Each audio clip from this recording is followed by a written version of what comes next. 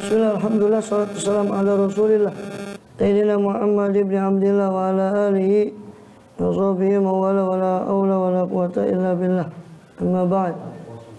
Kita masih melanjut di Ihya Al-Imam Al-Ghazali rahimahullah radhiyallahu ta'ala amin. Masih tentang ilmu fardu kifayah. Itu membahas tentang ilmu batin atau ilmu akhirah.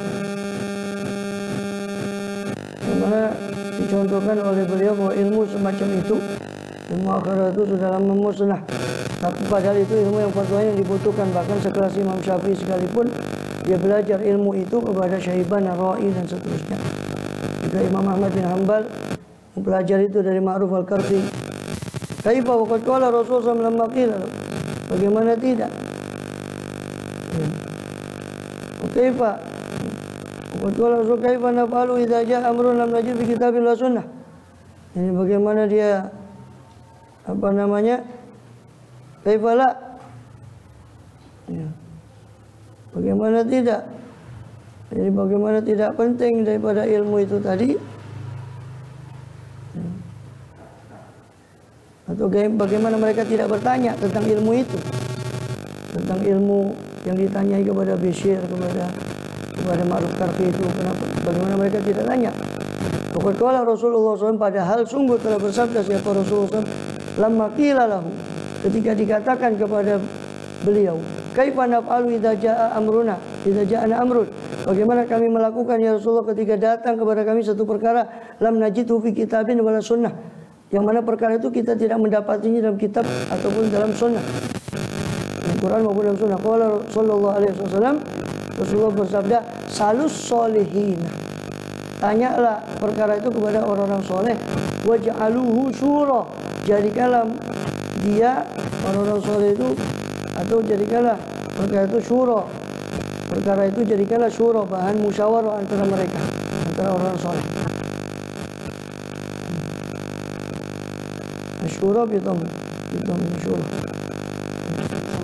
Ya, musyawarah. Kemudian ya, bainus sholihin. Ya kan? Sekarang malah tanyanya cuma pada dokter, profesor, dokter tapi kopior. Ya. Malah bukan jadi benar permasalahannya, jadi ruwet tambahan. Rasul bilang salus sholihin, tanyalah orang soleh. Karena mereka bukan hanya pandai secara intelektual, tapi pandai secara spiritual. Walidzalika qila, koruptor itu kan pandai, masa orang bodoh itu yang korupsi. Tapi cuma pandai ininya, pintar tapi kebelingan, naudzubillah. Walidzalika qila ulama dzahir zinatu al-ardi wal mulki. Oleh karena itu dikatakan ulama zahir itu perhiasannya bumi dan al-mulki, alam nyata. Sedangkan ulama ul-batin zinatus sama wal malakut. Ulama batin hiasannya langit dan hiasannya alam malakut, alam gaib.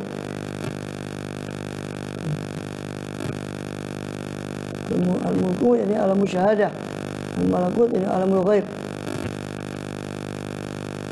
Waqala al-Junaid, dan berkata Syekh Muhammad bin Al-Junaid Abul Qasim Al-Junaid, Muhammad bin Al-Junaid An-Nahawandi Al-Baghdadi, yang terkenalnya dengan nama Junaid Al-Baghdadi. Beliau asalnya dari Nahawan. Berkata Imam Junaid rahimahullah, qala li as-Sari syaikhi, berkata kepada saya Sari as-Saqati, Sari ibn al-Maghlas Saqati, itu Khalul Junaid, dia itu pamannya Junaid, saudara ibunya Junaid Al-Baghdadi, sekaligus gurunya, pamannya sekaligus gurunya, Sari Saqati. Ya syaikhi, ini guru saya. Karena gurunya memang, tapi pamannya juga, yang jadi gurunya pamannya. Sari Saqati itu Khalul Junaid, saudari ibunya Junaid Al-Baghdadi. Idza qumta min indi faman tujalis, kata Sari Saqati, kata Sari guru saya, ya, kalau idza qumta min indi, kalau kau bangun dari saya, siapa yang kau duduk? Kau duduk kepada siapa?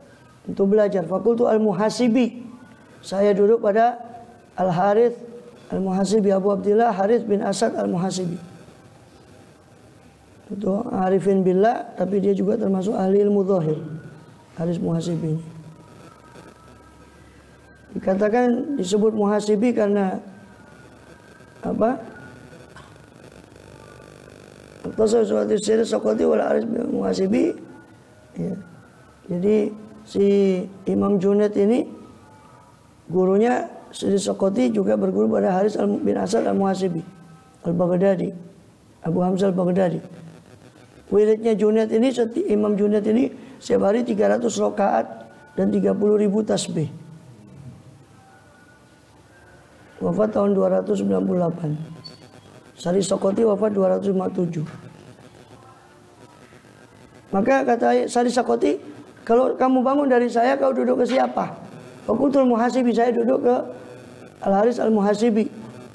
Disebut Muhasibi karena banyaknya muhasabah dia. Kata itu muhasabati nafsih, disebut Muhasibi. Dan dia imam dalam ilmu hadis, tasawuf, fikih, ilmu zahir, ilmu batin, ilmu kalam ya. Muhasibi ini menguasai ilmu kalam, ilmu fikih, termasuk tasawuf. Apa? Muhasibi ini Allah alam, enggak masyhur dia mazhabnya. Bisa jadi mazhab sendiri karena itu masih awal-awal Islam. Allah alam bisawab. Kemudian dikatakan faqala na'am. Kata gurunya Sri Saqati, silakan. Iya. Silakan kau duduk pada Harits Muhasibi. Ya, khudz min adabih, ambil daripada adabnya wa amalih dan amalnya, wada'an ka tashqiqahu al-kalam. Di sini ilmiah. Ya. Ya, adabi wa ilmih ya. Ambillah daripada adabnya dan ilmunya. Tapi tinggalkan tashqiq, pembedahan dia dalam ilmu kalam. Waradahu alal mutakallimin, dan jawaban-jawaban dia kepada ahli ilmu kalam. Atau debat-debatnya dia dengan ahli ilmu kalam kau tinggalkan. Sumalama wala itu, kemudian ketika saya berpaling dari Sri Saqati, sami itu yaqul, saya mendengar dia berkata, ja'alakallahu sahibah haditsin sufiyan. Semoga Allah menjadikanmu sahibul hadis yang sufi. Wala ja'alaka sufiyan sahibul hadis. Dan semoga Allah tidak menjadikanmu sufi yang sahibul hadis. Asyara ila anna man hassalal hadis. Beliau mengisyaratkan mengisyaratkan ila anna man hassalal hadis, bahwa orang yang menghasilkan ilmu hadis dulu, wal ilma, kemudian tasawwafa, kemudian dia bertasawuf, aflaha, itu orang yang beruntung. Tapi orang yang tasawuf dulu sebelum ilmu, sebelum ilmi, qatara bi nafsihi, dia membahayakan dirinya sendiri. Ilmu zahir enggak tete, dia belajar hakikat. Durung-durung wis ma'rifat. Hakikat keblinger. Hanya enggak soli, enggak salat apa. Sudah hakikat katanya. Paling kulta. Ya. Makanya dikatakan gitu, masyhur itu perkataan apa para ba'dul ulama kan, man tasawwafa kan itu. Wala min man tafaqqa wala tasawwaf faqad tafassah. Man yatasawwaf wala tafaqqa faqad tazandak. Man yatasawwaf wala tafaqqa faqad tahaqqaq. Siapa yang belajar fikih, tidak belajar tasawuf, tidak belajar ilmu hati, hanya dia jadi fasik, ngakali hukum. Waman tasawuf, orang belajar tasawuf, tidak belajar fikih, hanya zindik, itu tadi. Aku ma'rifah, tak sholat, karena nggak ngerti fikih, nggak belajar ilmu zahir. Siapa yang tasawuf, dua-duanya belajar tahaqqaq, dan sungguh dia mencapai hakikat. Pengguta paling malam turib yang sambil ulum al-kalam wal-falsafah tubayyin annahum madhmuman wa mahburan. Kalau kamu mengatakan, kenapa kamu lam turib tidak mengetengahkan dalam aksamil ulum pembagian-pembagian ilmu itu akan ilmu kalam dan ilmu falsafah, wa tubayyin, kau jelaskan apakah keduanya itu madhmum atau mahmud. Ilmu kalam dan falsafah itu dua-duanya tercela atau terpuji. Fa'lam, ketahuilah olehmu, anna hasilah ma yastamilu ilmu kalam, bahwasanya kesimpulan hasil ya, yang diperoleh dari apa yang istamil, apa yang dicakup atasnya atas oleh ilmu kalam, minal adillati, berupa dalil-dalil, allati yuntafa'u biha, yang diambil manfaat dengan dalil-dalil tadi, dengan allati. Fal Qur'anu, maka Quran, wal akhbaru, dan hadis-hadis, mustamilani alaih, sudah mencakup atasnya, atas maistamil alil mukan. Dalil-dalil ilmu kalam yang penting-penting itu sudah dicakup oleh Quran sebetulnya dan hadis. Cuma orang tidak jeli saja, sehingga sebetulnya nggak perlu belajar secara khusus kalau dia ingin dasar dalil-dalil, dasar dalil tadi, atau dalil dasar tadi. Bahwa kalau januma dan apa yang keluar dari Quran dan hadis, bahwa maka dia tadi imma mujadalatun madhumatun, bisa jadi itu perdebatan yang tercela, wa minal bid'ah, itu termasuk bid'ah, kama saya tibayanu, sebagaimana akan datang penjelasannya, wa imma musyaghabatun,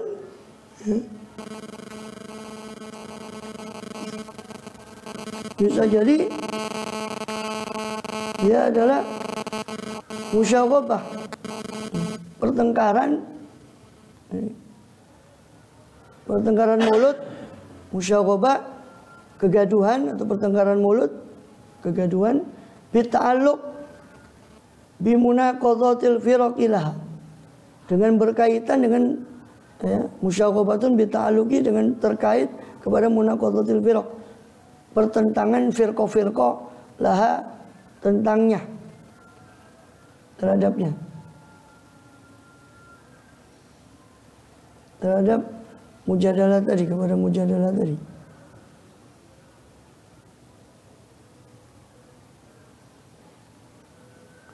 Jadi termasuk pertentangan antar firqah, termasuk permasalahan yang bertentangan satu firqah dengan yang lain. Wa tatwil binaqlil maqalat, dan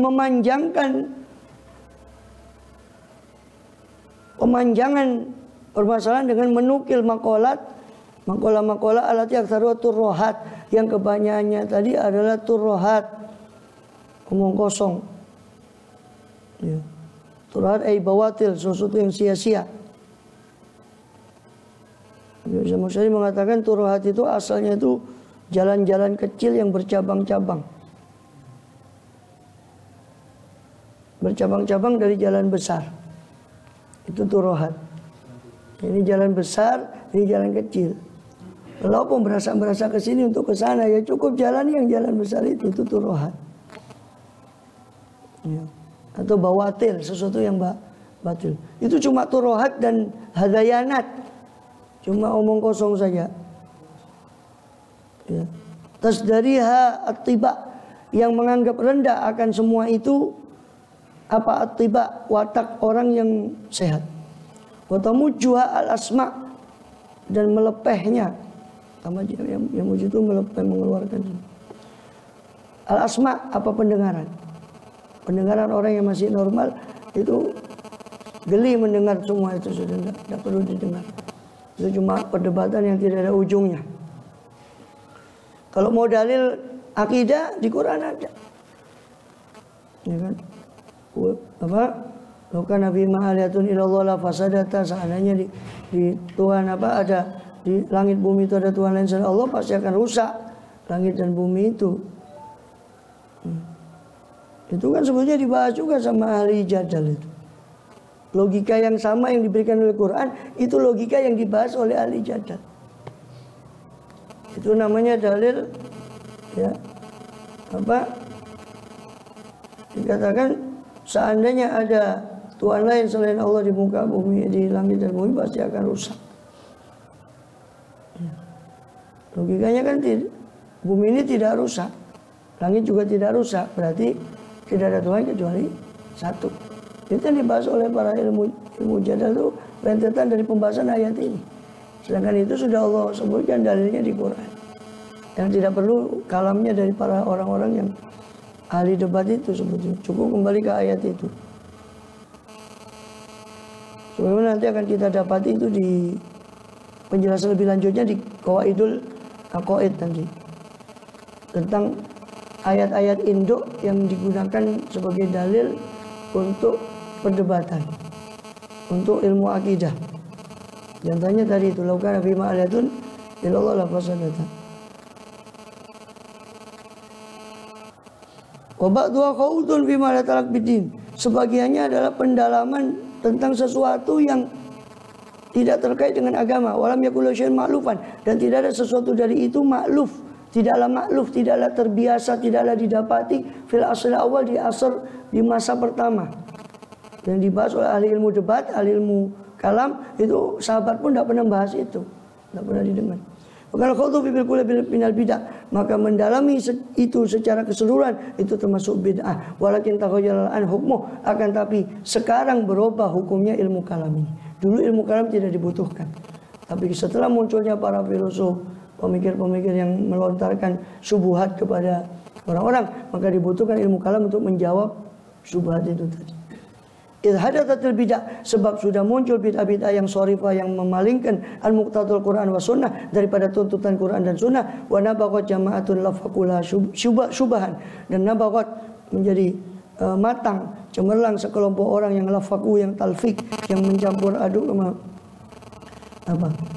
menambal sulam laha, untuk kepada bid'ah-bid'ah itu syubahan, beberapa syubhat. Ada orang-orang yang ahli pikir justru menambah syubhat kepada bid'ah-bid'ah yang sudah tersiar di masyarakat. Rattabu fiya kalaman mu'allafan, mereka menyusun kalam yang sudah tersusun untuk menggait orang kepada pendapat mereka. Fasara dzalikal mahdhur bi darurah, maka menjadilah ilmu kalam yang asalnya dilarang sekarang menjadi hukum darurat, ma'dzunan fi, diizinkan. Tapi nanti akan dibahas oleh Imam Ghazali untuk siapa diizinkan dan berapa kadar yang diizinkan dari ilmu kalam itu. Balsoro min fudul kifayah, bahkan ilmu kalam juga termasuk fardu kifayah. Wa qadrul ladzi yuqabil bil mubtadi, itu kadar yang mana? Kadar yang dengannya yuqabalul mubtadi, dihadapi para ahli bid'ah. Idza qasada da'wa ila bid'ah, kalau dia bertujuan untuk menyuruh orang kepada bid'ahnya, bid'ah pemikiran dia, maka dibutuhkan ada satu orang yang juga pandai ilmu kalam itu untuk menjawab bid'ah yang mereka sebarkan. Wadzalika ila hadin mahdud, itu cuma kepada batasan yang terbatas. Wasanadkuru fil babil ladzi yali hadza, dan kami akan menyebutkan dalam bab yang akan mengikuti dari bab ini. Wallahu a'lam amal falsafah. Nanti itu baru ilmu kalam. Nanti beliau akan membahas tentang filsafat. Apa hakikat filsafat itu? Baru setelah beliau membahas hakikat ilmu kalam, hakikat filsafat, baru beliau membahas hukumnya. Apa sih hukum mempelajari filsafat dan ilmu kalam itu? Karena tanpa mengetahui hakikatnya mustahil kita mengetahui menghukumi sesuatu yang kita nggak ngerti hakikatnya. Kita mau hukumi ilmu kalam, mau hukumi hukum filsafat, kita nggak ngerti apa ilmu kalam sama filsafat ini. Allahu a'lam. Filsafat itu cuma rangkaian dari 4 ilmu, nanti ada ilahiyat, handasah, hisab, sama ilmu tabi'ah. Sebetulnya filsafat itu cuma gabungan dari 4 ilmu. Ilmu geometri, ilmu kimia, ilmu matematik, hitung, sama ilmu ilahiyat, ilmu ketuhanan. Itu 4-empatnya menggabung jadi filsafat. Wallahu a'lam bishawab.